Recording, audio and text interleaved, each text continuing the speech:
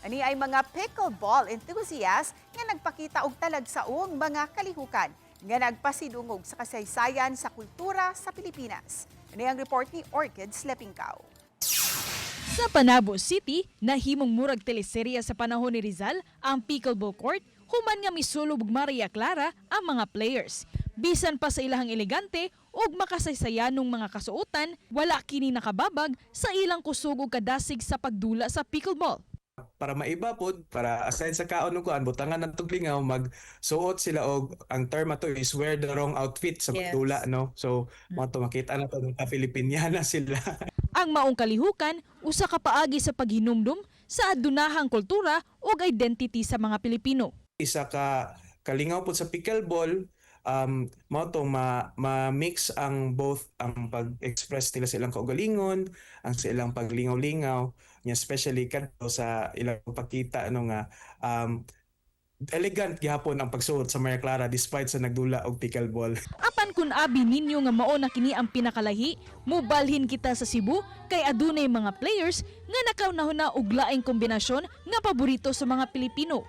Nagdungan ang pagdula sa pickleball ug pag-awit sa videoke nga naghimo sa kalihukan nga mas lingaw ug mas makapahiusa sa tanan. Kato nga time nga 6 p.m. to 9 p.m. na gyud among time, so why not kuan na mo kanang i-combine ba kay lingaw man sad. Group naghuwat mi mahuman ng isa ka group mag-video kami dinha nagsugod nga imbis nga ma-board mi magtan-aw ra mi sa nagplay mag-video kay na lang mi.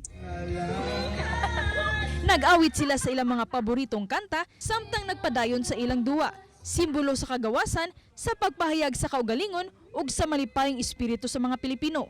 Sa tino lang kanang medyo lisod siya idungan kay labaw na ini try mo sa paddle pag-igo sa bola then makuan sa dakong voice ba kanang maapektuhan mo syagit ko murang piaok pod. So imagine na nag-sync na ka imong favorite nga hobby niya dayon nag-pickleball pa jud ka among newly found nga favorite na pud nga hobby diba so doble ang fun. Bisan man og laylay ang paagi sa pagduwa, nagpakita kini sa panagiusa, kultura ug garbo sa pagka-Pilipino. Happy Independence Day mga kapuso! Hinaot nga sa pagdula sa pickleball, sa pagkanta sa video kay og panaghiusa, atong mapadayon ang espiritu sa kagawasan ug atong pagka-Pilipino. Basin pag modernize na ta karon, dili jud nato kalimtan ng asa tagikan. So we will still embrace our mga barong Tagalog, our Maria Clara na mga outfit para dili siya malimtan sa ato pang mga future na mga kabataan.